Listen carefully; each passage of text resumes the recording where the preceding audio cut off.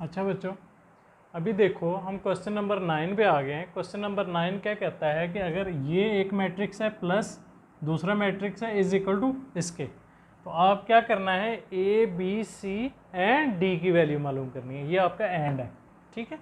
अच्छा, आपने ए बी सी और डी की वैल्यू मालूम करनी है। इसमें आप क्या करेंगे, पहला मतलब कि जिस तरह हम ऐड करते आए हैं, ऐड किस तरह हम करते आए हैं, a plus three is equal to 1 के, ठीक है। A plus 3 is equal to 1 के, यानी पहला नंबर पहले में प्लस हो गया, इक्वल के बाद जो था उस पर बराबर कर दिया हमने। सिंपल यही है। इसमें भी क्या है आपका, a is equal to 1 minus 3, a is equal to minus 2, ये आपका ए की वैल्यू आ गई।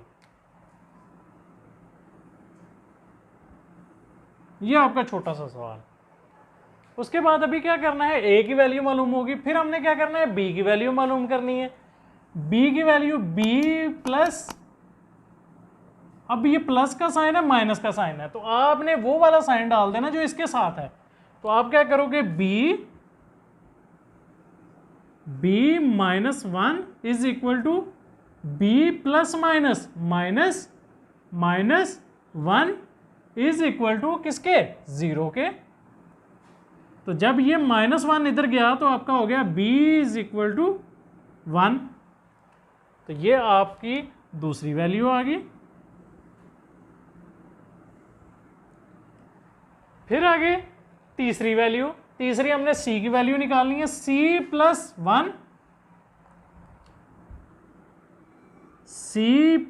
1 इज इक्वल टू किसके, c plus 1 is equal to 0। तो आपका ये प्लस के बराबर के उस साइड पे जाके क्या होगा, माइनस का हो जाएगा, c इज इक्वल टू -1, ठीक है। तो ये आपकी c की वैल्यू निकल आई। उसके बाद फिर हमने क्या करना है, फिर हमें चाहिए अभी d की वैल्यू। फिर अभी देखें, d plus 0, d plus 0 is equal to 1। तो किसी भी नंबर में 0 प्लस हो तो उसका कोई फर्क नहीं पड़ता, तो लिहाजा क्या होगा, d इज इक्वल टू 1। आपका एक ये आ गया। तो आपके पास a b c d की वैल्यू आ गई। तो अभी आप किस तरह लिखोगे, ऐसे लिखोगे, अभी आप a b c d is equal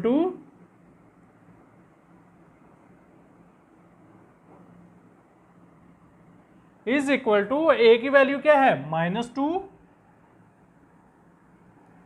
b की वैल्यू क्या है, 1 है,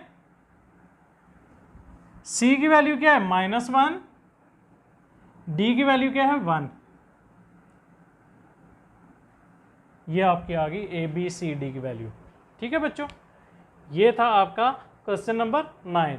और ऐसे ही आपका क्वेश्चन नंबर 10 है।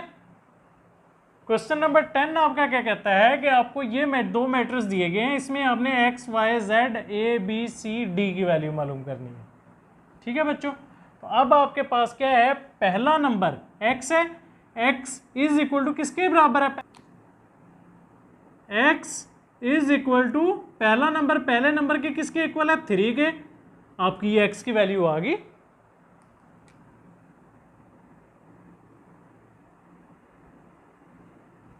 ठीक है, x की वैल्यू आ गई। अब उसके बाद फिर दूसरा नंबर देखें, -1 किसके इक्वल है, a के इक्वल। तो -1 a के इक्वल है, तो क्या मैं लिख सकता हूं a is equal to -1। -1 a के इक्वल है ना, तो मैंने इसको उल्ट कर दिया, a is equal to -1, a की वैल्यू -1 आ गई आपकी।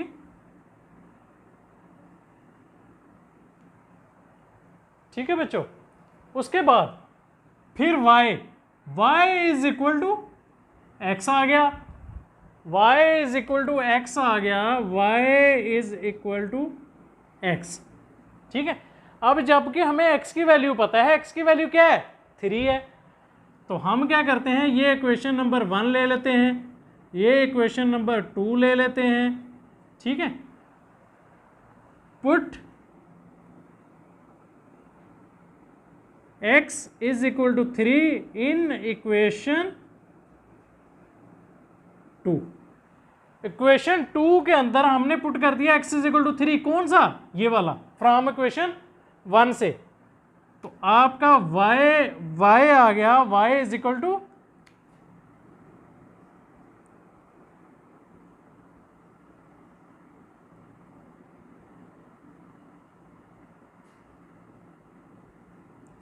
फ्रॉम इक्वेशन 1 से। ठीक है, y इज इक्वल टू 3 आ गया, आपका x भी आ गया, y भी आ गया, a भी आ गया। अब आपके पास आ गया z इज इक्वल टू किसके आ गया, z किसी नंबर पे, पहले कॉलम के अंदर तीसरा नंबर है, इसमें पहले कॉलम में तीसरा नंबर क्या है 2, तो z इज इक्वल टू 2 आ गया आपका।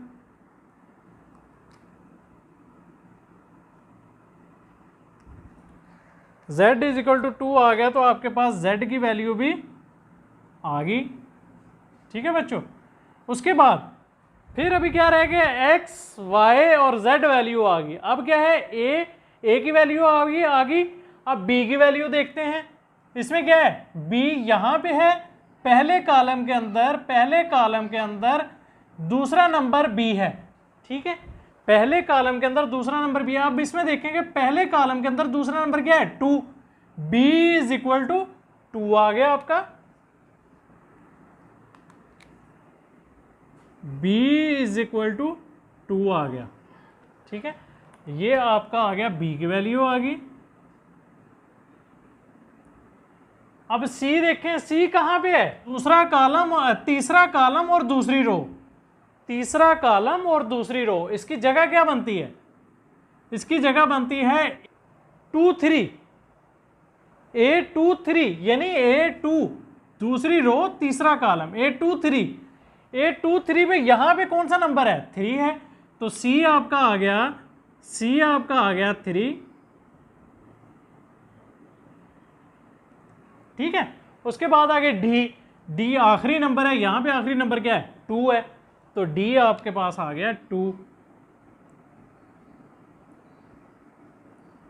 यह आपके पास वैल्यूज जो आपने मालूम करनी थी, x, y, z की वैल्यू आ गई, a, b, c, d की वैल्यू आ गई। आपने जिन जिन की वैल्यूज मालूम करनी थी वो आपकी तमाम की तमाम वैल्यूज आ गई। अगर आपने इनके अंदर पुट करके इनको बराबर में लिखना तो लिख सकते हैं, नहीं लिखना ऐसे भी लिखना तो ऐसे भी रहे, कोई इश्यू नहीं है। ठीक है बच्चों, तो ये था आपके क्वेश्चन नंबर 9 और 10। अभी चलते हैं हम क्वेश्चन नंबर 11 की तरफ। अच्छा बच्चों, अभी हम आ गए क्वेश्चन नंबर 11 पे।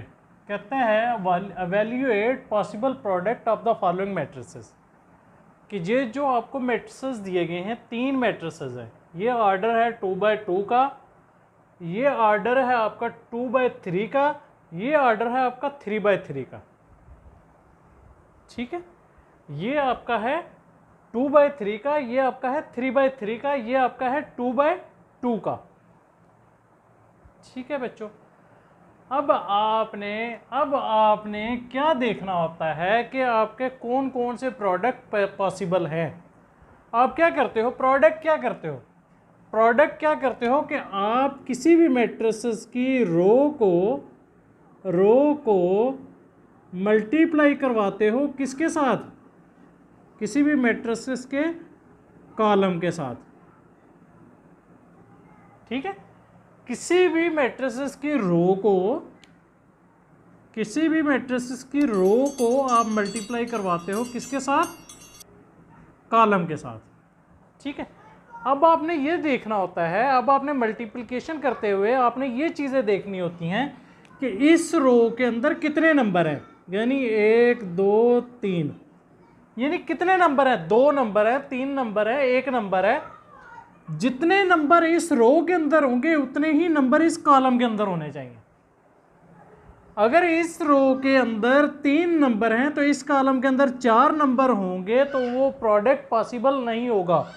इस रो के अंदर 3 नंबर होंगे, इस कॉलम के अंदर 2 नंबर होंगे, तो प्रोडक्ट पॉसिबल नहीं होगा। ठीक है बच्चों, ये आप लोगों को उम्मीद है कि समझ आ रही होगी। कैसे? अभी देखो ये क्या है, इस रो के अंदर कितने नंबर हैं? 1 और 2। इस कॉलम के अंदर कितने नंबर हैं? 1 और 2। प्रोडक्ट पॉसिबल है। अब देखें इसमें, इस रो के अंदर कितने नंबर हैं? 2 नंबर हैं। इस कॉलम के अंदर कितने नंबर हैं? 1 2 3। ये प्रोडक्ट पॉसिबल नहीं है। ठीक है बच्चों, अब देखो इस रो के अंदर कितने नंबर हैं? 1 2 3। अगर मैं सी बी को करवाऊं, यानी सी को मल्टीप्लाई करवाऊं बी के साथ, पहले मैंने क्या करवाया? बी को सी से। बी सी मल्टीप्लिकेशन जो है वो पॉसिबल है, इसकी मल्टीप्लिकेशन जो है वो पॉसिबल है। क्यों पॉसिबल है? क्योंकि इसकी रो के अंदर 3 नंबर है और इसके कॉलम के अंदर 3 नंबर है। अगर यही प्रोडक्ट मैं करवाता हूं, अगर मैं यही प्रोडक्ट करवाता हूं सी बी का प्रोडक्ट करवाऊं, तो वो पॉसिबल नहीं है। वो पॉसिबल नहीं है। क्यों पॉसिबल नहीं है? वो इसलिए पॉसिबल नहीं है कि इस रो के अंदर कितने नंबर हैं? 1 2 3। रो के अंदर 3 नंबर और इसके कॉलम के अंदर कितने नंबर हैं? 1 और 2। ठीक है बच्चों, जिसको हम मल्टीप्लाई करवा रहे हैं, बी को सी से मल्टीप्लाई करवा रहे हैं, तो इसकी रो में अगर 3 नंबर हैं तो सी के कॉलम में भी 3 नंबर होने चाहिए। ठीक है बच्चों, उम्मीद है कि आप लोगों को समझ आ गई होगी कि किस प्रोडक्ट किस मैट्रिक्स को किस मैट्रिक्स के साथ मल्टीप्लाई करवा सकते हैं। ठीक है, तो यहां पे हमारे पास सिर्फ टू मल्टीप्लिकेशन पॉसिबल है, सिर्फ और सिर्फ 2 मल्टीप्लिकेशन। कैसे? अब देखें मेरे पास सिर्फ पॉसिबल है 2 मल्टीप्लिकेशन। एक मेरे पास ए बी प्रोडक्ट पॉसिबल है। वो कैसे? कि आप देखो इसकी रो के अंदर कितने नंबर हैं? 1 और 2। इसके कॉलम के अंदर कितने नंबर हैं? 1 और 2। ठीक है, तो ये मेरे पास एक प्रोडक्ट पॉसिबल है 1 3 -2 1।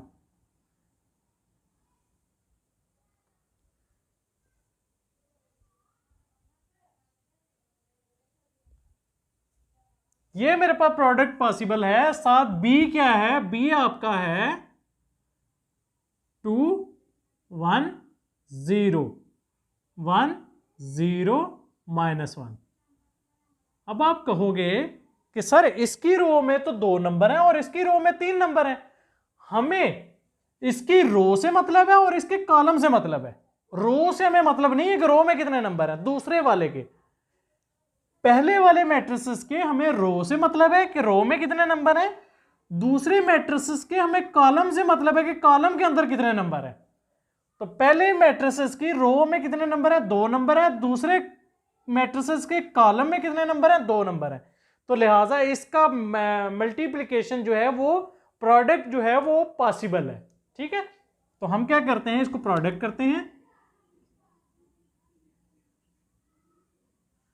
प्रोडक्ट करेंगे 1 2 ज़ा 2 -2 मल्टीप्लाई बाय 2 क्या आएगा? Minus plus -2। ठीक है, अच्छा फिर इसको क्या करेंगे? इस रो को इससे मल्टीप्लाई करवाएंगे। 1 1 ज़ा 1 प्लस -2 मल्टीप्लाई बाय 0 0 आ जाएगा। ठीक है, 1 मल्टीप्लाई बाय 0 0 आ गया, plus -2 multiply by -1 minus minus plus हो जाएगा, प्लस का 2 आ जाएगा। एक हो गया। अब पहली रो को हमने पहले कॉलम के साथ मल्टीप्लाई करवा दिया, दूसरे के साथ करवा दिया, तीसरे के साथ करवा दिया। पहला रो हमारी खत्म होगी। अब दूसरी रो पे चलना है। दूसरी रो को पहले कॉलम के साथ 3 2 ज़ा 6 प्लस 1 1 ज़ा 1, फिर 3 1 ज़ा 3 प्लस 1 0 ज़ा 0, फिर तीसरी रो के साथ 3 3 0 ज़ा 0 प्लस 1 मल्टीप्लाई बाय -1 -1। ठीक है बच्चों, अब यहां पे देखो यहां पे क्या है 2 प्लस माइनस 2, माइनस जब इस प्लस के साथ मल्टीप्लाई होगा तो माइनस प्लस क्या हो जाएगा, माइनस हो जाएगा। तो यहां पे क्या आ जाएगा, -2 आ जाएगा। यहां पे माइनस प्लस क्या आएगा, माइनस आ जाएगा। ठीक है, अब इसको सिंप्लीफाई करके लिख लो। यहां 2 से कट गया तो यहां पे क्या बच गया, 0 बच गया। 1 प्लस 0 1 आ गया। 2 प्लस 0 0 प्लस 2 2 आ गया। 6 प्लस 1 7 आ गया। 3 प्लस 0 3 आ गया। 0 माइनस 1 -1 आ गया आपका। ये आपका आ गया एक प्रोडक्ट। ठीक है, अब दूसरा प्रोडक्ट कौन सा पॉसिबल है इसमें,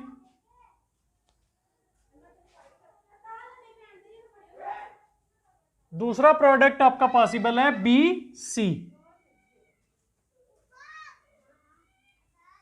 दूसरा प्रोडक्ट आपका पॉसिबल है बी और सी। कैसे, इसकी रो देखें, इसकी रो में कितने नंबर है 3 और इसके कॉलम में कितने नंबर हैं 3। ठीक है, तो लिहाजा एक प्रोडक्ट आपके पास ये पॉसिबल है। तो क्या मैं इसको डायरेक्ट लिख दूं, अब लिखने की जरूरत है इसको, तो चलो आइए हम इसको देखते हैं। 2 0 2 मल्टीप्लाई बाय 0 0 आ गया, प्लस 1 मल्टीप्लाई बाय -1 माइनस का 1 माइनस का 1 जब इस यहां पे मल्टीप्लाई होगा तो -1 आ जाएगा। ठीक है, और 0 3 से मल्टीप्लाई हो जाएगा तो वो 0 आ जाएगा। ठीक है बच्चों, अब इसी को दूसरे कॉलम के साथ 2 मल्टीप्लाई बाय -1 माइनस का 2 आ गया। 1 मल्टीप्लाई बाय 0 प्लस का 0 आ गया। 0 मल्टीप्लाई बाय 1 प्लस का 0 आ गया। फिर तीसरे कॉलम के साथ 2 2 जा 4 2 2 जा 4 और 1 मल्टीप्लाई बाय -4 -4। 0 2 जा 0। ठीक है बच्चों, एक रो होगी। अब दूसरी रो 1 0 जा 0 प्लस 0 -1 जा 0 minus multiply by -1 multiply by 3 minus का 3 आ जाएगा। ठीक है, उसके बाद फिर इसको दूसरे कॉलम के साथ 1 मल्टीप्लाई बाय -1 -1 आ गया। 0 मल्टीप्लाई बाय 0 0 आ गया, प्लस -1 मल्टीप्लाई बाय 1 -1 आ गया। अब इसको इस रो को तीसरे कॉलम के साथ 2 1 जा 2 प्लस 0 को 4 के साथ मल्टीप्लाई करवाओ तो 0 ही आ जाएगा। -1 को 2 से मल्टीप्लाई करवाओ तो माइनस का 2 आ जाएगा। ठीक है, अब क्या है, अब इनको सिंप्लीफाई करवाओ। सिंप्लीफाई जब करोगे तो यहां पे क्या बच गया -1, यहां पे क्या बच गया -2, यहां पे माइनस का 4 प्लस का 4 आपस में कट ऑफ हो गया तो यहां पे क्या बच गया 0 बच गया। यहां पे क्या बच गया माइनस का 3, यहां पे -1 क्या आ गया माइनस का 2 आ गया, प्लस का 2 माइनस का 2 आपस में कट ऑफ हो गया तो यहां पे क्या बच गया 0। ये आपका आंसर आ गया बी सी का। ये सिर्फ 2 प्रोडक्ट इसके अंदर पॉसिबल हैं, बाकी और कोई प्रोडक्ट इसके अंदर पॉसिबल नहीं है। ठीक है बच्चों।